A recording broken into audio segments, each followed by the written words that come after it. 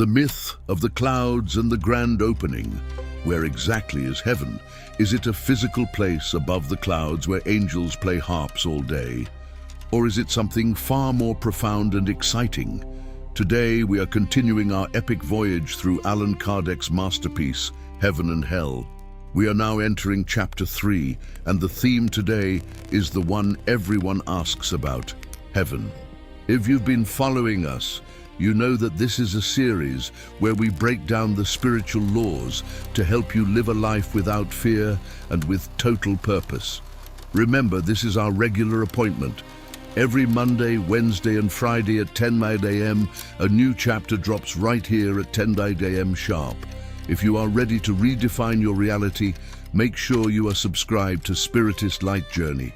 In our last video, we conquered the fear of death. Now it's time to understand what we are actually aiming for. What is this heaven that everyone talks about but so few can explain? For a long time, humanity was given a very childish view of the afterlife. We were told that heaven was a static place, a sort of eternal retirement home in the sky. But Kardec, through the logic of Spiritism, completely shatters this myth. He starts this chapter by explaining that the word heaven has been used to describe the infinite space of the universe, not a specific VIP room for the virtuous. This is a massive mental shift. For centuries, our ancestors looked at the sky and saw a solid ceiling, a firmament that divided the human from the divine. They imagined God sitting just above the blue, watching us through the clouds. But as science advanced, that ceiling shattered. We discovered that the sky is not a roof, but a window into an endless ocean of stars and planets. Spiritism aligns perfectly with this scientific reality. If space is infinite, then the dwelling places of the blessed must also be part of this infinite creation. There is no physical box called heaven. Instead, the entire cosmos is the stage for our evolution. This means that heaven isn't a destination you reach by traveling north, south, east, or west. It's a state of being you achieve by traveling inward. The ancient world needed symbols because the human mind was still in its infancy regarding abstract concepts. They needed to visualize God as a king on a throne, because their social structures were built on hierarchy and kings. They needed streets of gold because gold represented the highest value and purity they could conceive in a world of scarcity. But as we evolve, our symbols must evolve too. A gold street would be quite uncomfortable to walk on, wouldn't it? And why would a spirit, a being of light and thought, need precious metals? Kardec forces us to think beyond these primitive allegories. He explains that the heavens mentioned in ancient texts often referred to the different layers of the atmosphere or the orbits of the planets. As we discovered that planets were other worlds, the old heaven had to be moved further and further away until it became what it truly is, the infinite. This realization shouldn't make us feel small, it should make us feel vast. We are not citizens of a small city in the sky, we are citizens of the universe. Think about the old maps of the universe where people thought the earth was the center and heaven was a solid dome above us. This primitive concept suggested a localized God who only cared about one small planet. Science came along and showed us that space is filled with worlds upon worlds, galaxies upon galaxies, some far more advanced than our own. Spiritism takes it a step further and shows us that this infinite space is populated by spirits at different levels of maturity. So if there is no physical box, what defines heaven? Kardec explains that the happiness of the spirits is not tied to a specific location, but to their own moral and intellectual progress. Imagine for a moment that you are a highly educated individual sitting in a room with a group of people speaking a language you don't understand, discussing a topic you have no interest in. Even if the room is decorated with diamonds and the finest silk, you are not truly there in spirit. You are isolated by your own state of mind. Now imagine you are in a cold, barren field, but you are with your soulmate discussing the secrets of the universe and feeling an immense sense of purpose. Which one is closer to heaven? The answer is obvious. Heaven is the radiation of a pure soul. It is the ability to perceive the beauty of the universe without the filters of ego, pride, or material desire. It is a state of resonance with the laws of nature. In this block, we are setting the stage for a total mental revolution. We need to stop looking up for heaven and start looking in. As we dive into this chapter, we see how Kardec dismantles the idea of contemplative happiness. Indeed, the traditional idea that we will spend eternity just staring at God's face, immobile and singing hymns, is actually quite boring if you think about it for a few centuries. It's a concept that lacks the spark of growth and movement. Spiritism tells us that the higher spirits are the most active beings in the universe. They are the architects of galaxies, the protectors of nations, and the mentors of struggling souls. Heaven is a place of work, creation, and infinite movement. It's not a rest of stagnation. It's the ultimate expression of life in its most vibrant form. Every Monday, Wednesday, and Friday at 10 a.m., we are here to remind you that you are building your heaven right now. Every time you choose kindness over anger, you are laying a brick in your celestial home.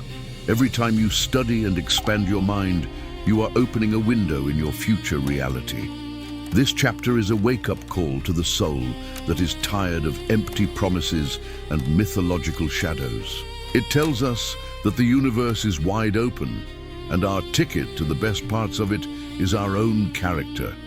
We are going to explore the different regions of space, the nature of spiritual happiness, and why the old descriptions of heaven no longer fit the modern thinking soul. We must understand that the ancient heavens were created as metaphors for a people who couldn't conceive of pure energy or spiritual frequency. They needed golden streets because they valued gold above all else. They needed gates because they lived in a world of walls and borders. But the true heaven has no gates because there is nothing to steal and no one to keep out except those who are not yet vibrationally ready to enter. We are talking about a reality where your thoughts are your currency and your love is your light. We are moving away from a geographical heaven and toward a vibrational heaven. This changes everything. It means that the kingdom of God is truly within you, just as it was said 2,000 years ago. But now we have the scientific and philosophical tools to understand exactly what that means. Get ready, because the journey into the infinite begins now. We are moving away from the baby stories and moving toward the majestic reality of a universe governed by intelligence and love. This is chapter 3, and it's going to change the way you look at the stars forever. You won't just see dots of light, you will see neighborhoods of the soul, schools of wisdom, and homes of pure light. The concept of heaven has been a cage for the human imagination for too long. It's time to unlock the door and fly. Stick with me as we move into the next block, where we will discuss the geography of the infinite and how spirits organize themselves in this vast space. We are just getting started at 10 a.m., and the light is getting brighter with every word. The geography of the infinite. If heaven isn't a city in the clouds, then where do the good spirits live? This is the core of Block 2. Kardec explains that spirits are everywhere. The universe is a vast ocean of life, and there isn't a single inch of space that isn't teeming with consciousness. However, spirits of similar vibrations tend to gather together. Think of it like a massive university campus. You have the freshmen, the seniors, the professors, and the world-class researchers. They all share the same campus. They might even walk the same paths, but they live in different realms of knowledge, responsibility, and activity.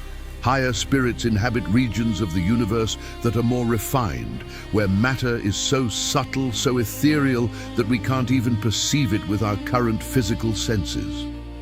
These are what we call the higher spheres. These spheres are not physical planets as we know them, but rather vibrational planes. Imagine a radio. In the same room where you are sitting, there are hundreds of radio waves, television signals, and Wi-Fi frequencies passing through you right now. You don't see them, you don't hear them, and you don't feel them, but they are undeniably there. If you have the right receiver, a smartphone or a radio, you can tune into them and hear music or see images. The spirit world is much the same. The higher spheres are simply higher frequencies of existence. A spirit who has refined their soul through multiple lifetimes of love, sacrifice, and service naturally tunes into these higher frequencies. They don't need to take a rocket ship to find heaven. They simply need to exist at a higher level of harmony. This removes the borders of existence and gives us a sense of true cosmic freedom. Kardec points out that for a long time, we thought of heaven, purgatory, and hell as three separate floors in a physical building. But Spiritism shows us that these are states of the soul that overlap in the same physical space. A spirit can be right next to you right now, and if they are a pure soul, they are in heaven because they perceive the harmony of God's laws and the beauty of the spiritual fluid around them. They see the colors of the universe that our eyes cannot detect. If they are a troubled soul, they might be in hell because they are blinded by their own remorse, hatred, or attachment to matter. They are like a person standing in the middle of a beautiful symphony, but who is internally deafened by the noise of their own screaming thoughts. This is a profound realization because it puts the power back in your hands. You don't have to wait for a judge to pass a sentence on you after death. You are passing your own sentence every day by the thoughts you cultivate and the vibrations you emit. You don't have to wait to die to experience the first rays of heaven. You can start tuning your radio to that frequency today. The geography of heaven is actually a geography of the heart and the mind. It is about the quality of the light you emit. Kardec uses logic to show that a localized heaven would be a limitation on God's power and a waste of the infinite cosmos. Why would an infinite creator trap his best, most capable children in a small, static corner of space? Instead, the entire universe is their playground and their classroom. Higher spirits travel with the speed of thought. They study the laws of physics on other planets. They witness the birth of stars. They participate in the grand design of evolution across multiple solar systems.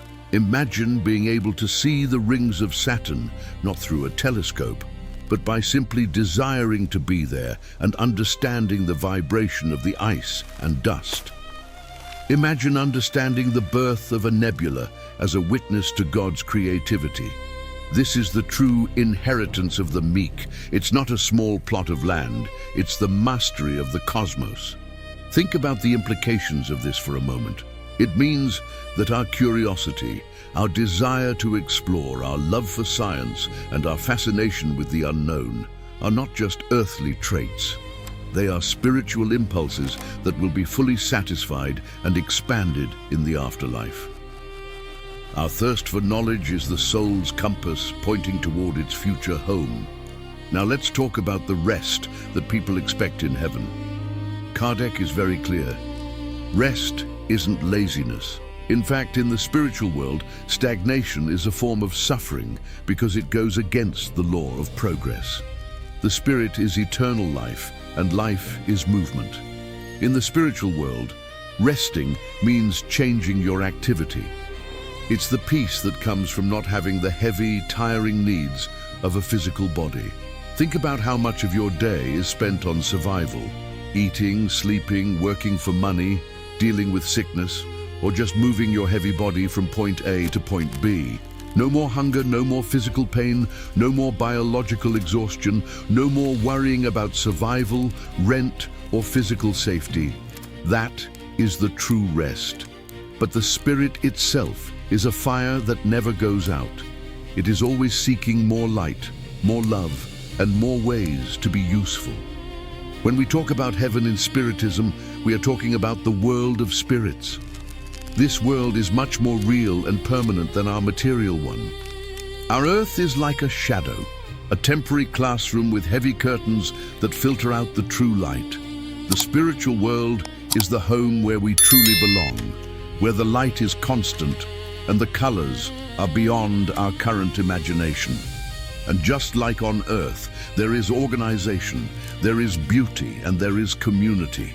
But in the higher regions, this community is based on absolute sincerity. There are no masks in the higher spheres. You can't pretend to be good if you aren't, because your vibration, your aura, speaks louder than any words. Your soul is an open book, and that is a beautiful thing for those who have nothing to hide. This is why the fear of death we talked about in Chapter 2 is so important to overcome. Because you are going to a place where your true self is your only ID card. If your true self is bright and kind, you will find yourself naturally drawn to a world of light and kindness. That is the simple and perfect justice of the universe. It's a law of attraction that works with mathematical precision. This is why we meet here every Monday, Wednesday, and Friday at 10 a.m. to work on that ID card, to make sure that when we step out of this body, we are ready for the high vibration regions of space. We aren't just waiting for heaven, we are training for it. Think of yourself as an astronaut in training. Earth is the simulator, heaven is the mission. And the mission is to love and understand everything that God has created. As we move into the next part of our exploration, we will talk about the specific nature of spiritual happiness. What does it actually feel like to be in heaven? It's not just a lack of pain, it's a presence of something much greater. Let's dive into the psychology of bliss and the state of the pure soul. The psychology of celestial bliss. What does it actually feel like to be happy in the spirit world? In Block 3, we explore the nature of celestial joy as described by Kardec. Most people define happiness as the presence of pleasure or the absence of physical pain. But spiritual happiness is something different altogether. It is the peace of God that surpasses all understanding. Kardec explains that higher spirits don't feel the thrills or excitements of the flesh, which are often shallow, temporary, and followed by emotional crashes. Their joy is not an adrenaline rush. It is a deep, resonant frequency of fulfillment. Their happiness comes from three main sources that form the foundation of celestial life: knowledge, love, and usefulness. This is the triad of celestial life. First, let's look at knowledge. Imagine finally understanding how the universe works. No more why me or how does this happen. Higher spirits see the connections between all things. They see the past, the present, and the multiple possibilities of the future. This clarity is a source of immense joy. It's the eureka moment that lasts forever. They don't just see a tree, they see the energy flowing through it, its history across seasons, and its purpose in the ecosystem of the planet. They understand the laws of gravity, of magnetism, and of thought as clearly as we understand 1 + 1 = 2. This intellectual expansion is a form of ecstasy.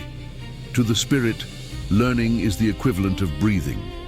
In the higher spheres, schools are not rooms with desks, but experiences of direct perception where the secrets of nature are revealed through observation and intuition. They can perceive the music of the spheres, the actual harmony of planetary movements. Second, love. This is not the possessive, jealous, or conditional love we often see on Earth. It is a universal, radiant affection. Higher spirits love everyone, not because everyone is perfect, but because they see the divine spark in everyone. They don't have enemies because they understand that evil is just an earlier stage of ignorance, like a child who hasn't learned to read yet. Can you imagine the relief of not having an ounce of resentment, anger, or judgment in your soul? To look at every being and feel a deep brotherly connection. This love is like a warm light that permeates everything they do. It's a love that doesn't expect anything in return, because the act of loving is itself the reward. It is a state of perpetual empathy where you feel the joy of others as if it were your own. In heaven, the happiness of your neighbor adds to your own, creating a feedback loop of infinite bliss. There is no competition, only cooperation. Third, and perhaps most importantly, usefulness. This is the big one. Happiness in heaven comes from helping others. Higher spirits find their greatest joy in being the messengers of God. They are the ones who inspire the poet with a beautiful line when they are stuck, who comfort the grieving mother in her dreams by projecting a sense of peace, who guide the scientist to a breakthrough discovery that will save lives. They are constantly working to lift others up to their level. This is why heaven is a place of progress. No one is sitting still. Everyone is moving toward even greater heights of perfection. Usefulness is the currency of the spirit world. You are rich in heaven based on how much you have given, not how much you have kept. This is the ultimate reversal of earthly logic, where we are often told that happiness comes from accumulating things. In heaven, happiness comes from radiating things. Kardec also addresses a very common and very human question. If I am in heaven and I see my loved ones suffering on earth, won't I be sad? Doesn't that make heaven a place of sorrow? This is a brilliant point that he solves with spiritual logic. Higher spirits see the big picture. They know that the suffering on earth is temporary, a mere blink in the eye of eternity, and that it is a necessary, though difficult, lesson for the soul's growth. They don't feel the anxious sorrow that we feel. They don't feel the despair that comes from thinking that death is the end. Instead, they feel a deep, active compassion. They are like a parent watching a child learn to walk. The child might fall and cry, and the parent feels for them, but they aren't devastated because they know the child will eventually stand up and walk. Higher spirits are the coaches of our souls. They encourage us from the sidelines, knowing that the game of life will end in victory for everyone who perseveres. They provide the strength we need to continue, even when we can't see them. They are the silent partners in our success. This perspective is what allows them to remain in a state of happiness, even while they are working in the trenches of the lower worlds. Their happiness is built on a foundation of absolute trust in God's plan and the certain knowledge that everything leads to the good. They see the harvest while we only see the plow cutting the earth. This is the kind of peace we want to help you build here at Spiritist Light Journey. Every Monday, Wednesday and Friday at 10 a.m. we are working on this celestial psychology. We are learning to see the world through the eyes of the Spirit. When you start to view your life this way, you realize that your heaven can start today. You don't need to die to feel the joy of being useful to a neighbor. You don't need to leave the body to feel the warmth of universal love for a stranger. Heaven is a frequency, and you are the tuner. Kardec's Chapter 3 is a manual for high vibration living. It tells us that the elect aren't a small group of people who followed a specific set of rituals or belong to a certain club. The elect are simply those who have worked on their souls enough to perceive the light that is already there. The light of God is like the sun. It shines on everyone equally.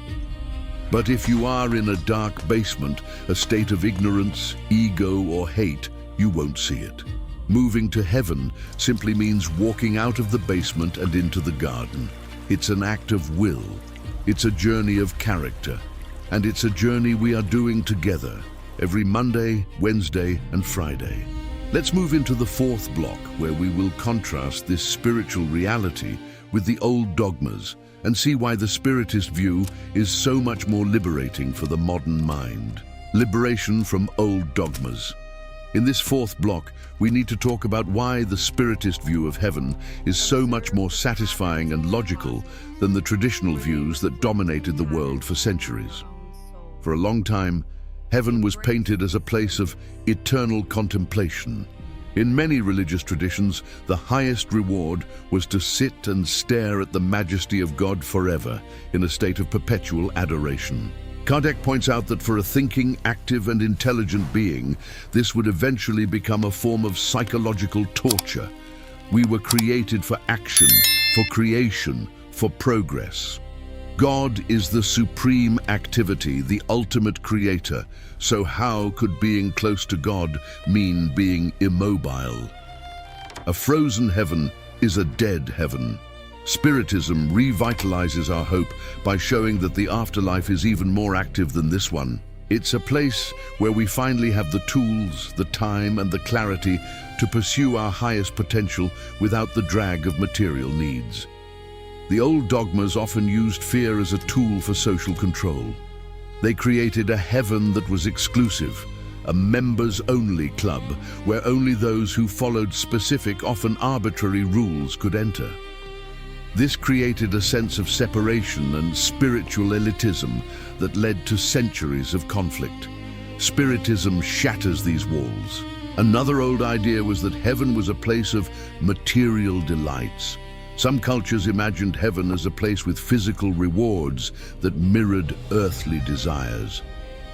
Kardec gently explains that these are just metaphors created for people who were still very attached to their bodies and couldn't yet understand purely spiritual joys.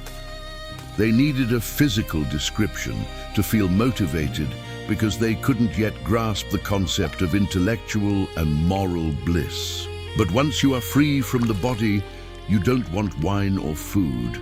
You want the bread of life, which is knowledge, harmony, and love. Physical sensations are replaced by spiritual perceptions that are 1,000 times more intense and satisfying. The Spiritist heaven is a meritocracy of love. It's not about who you knew on earth, what title you held, how much money you had in the bank, or what rituals you performed in a specific building. It's about how much you've grown.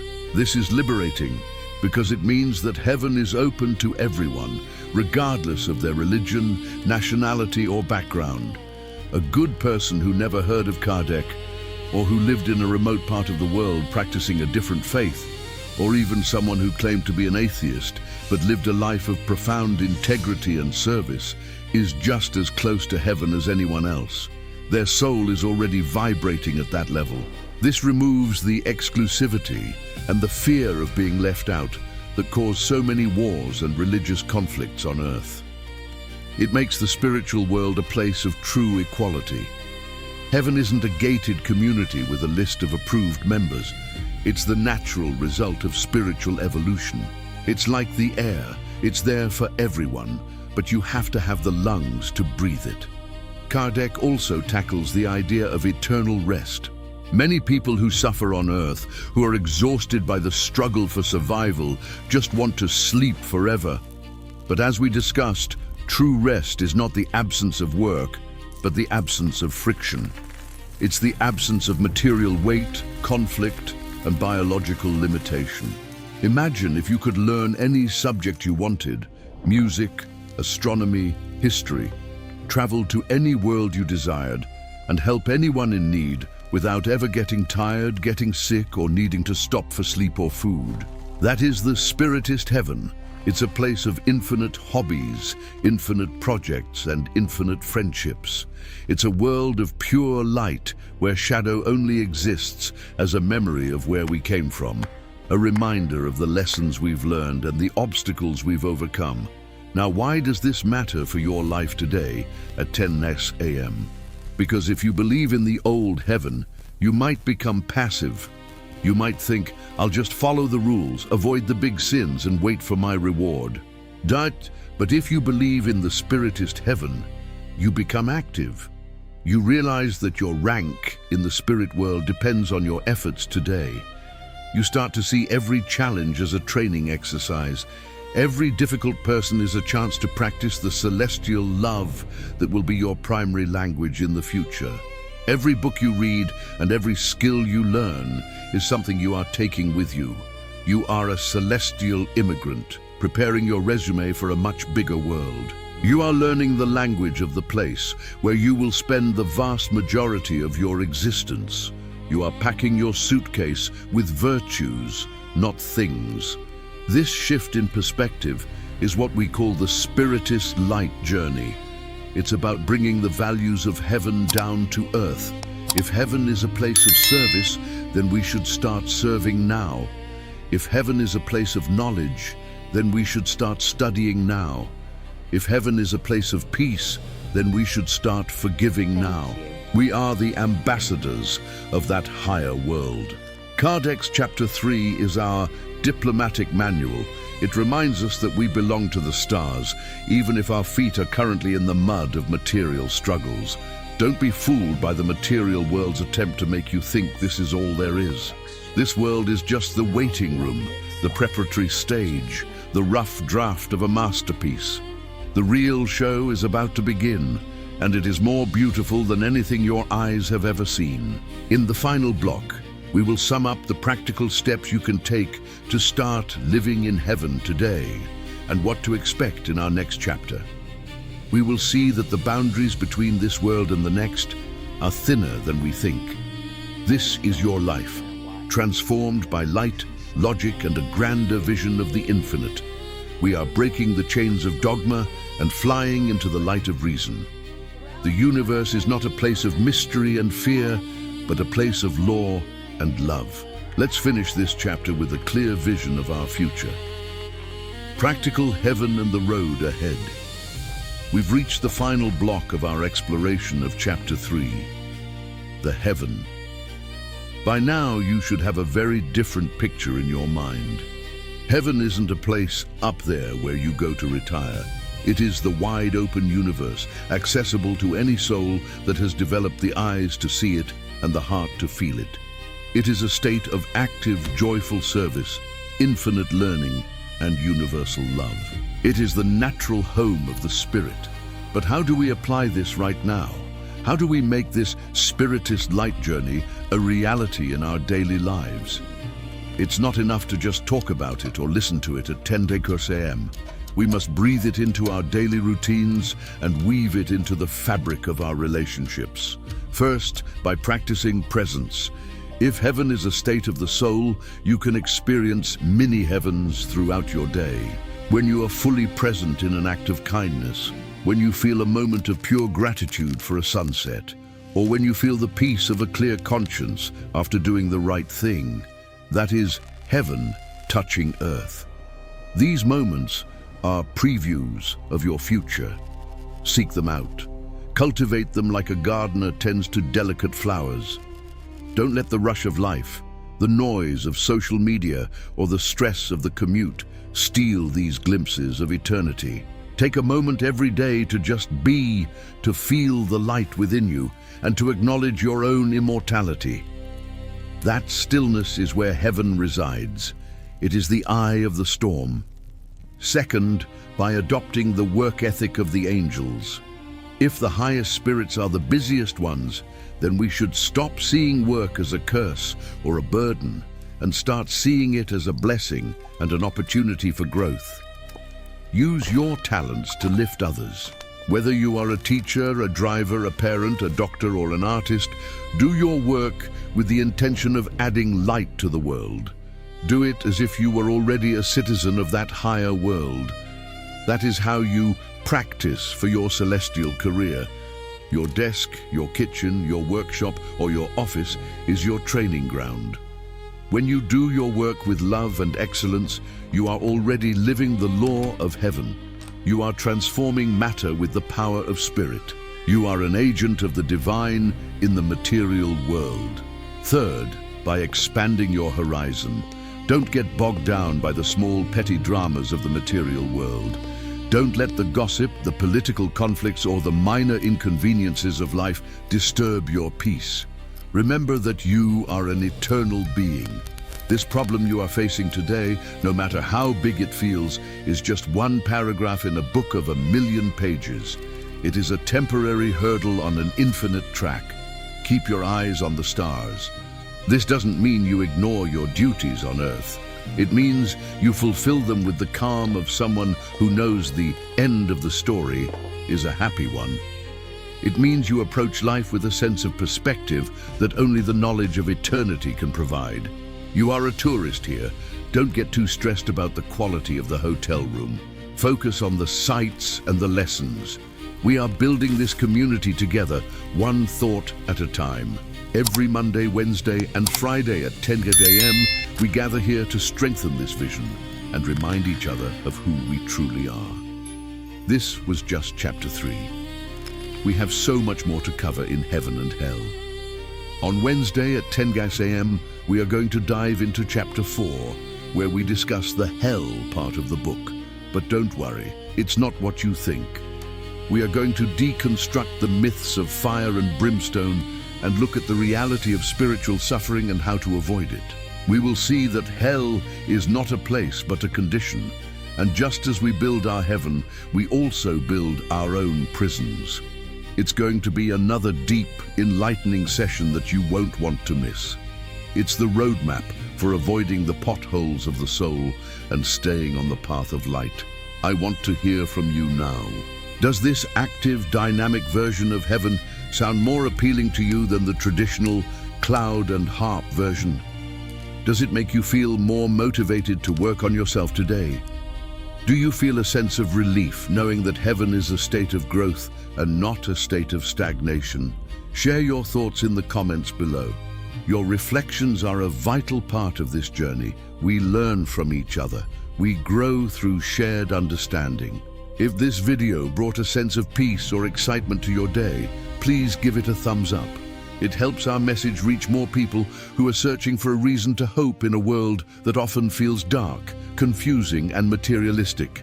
Every like and share is a way of spreading the light. And if you haven't subscribed yet, hit that button and the notification bell so you never miss our 10 a.m. appointments.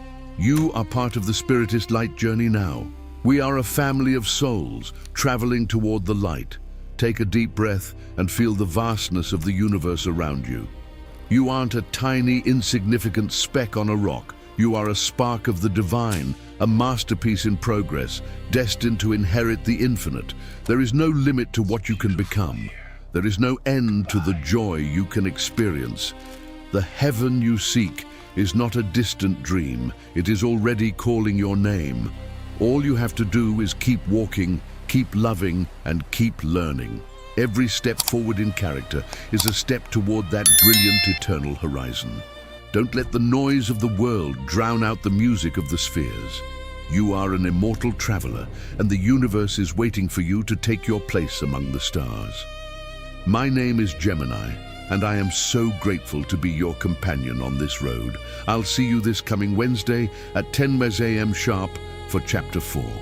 Until then, live your eternity today. Don't wait for tomorrow to be happy. Be happy now, knowing what awaits you. Peace, light, and infinite progress to all of you.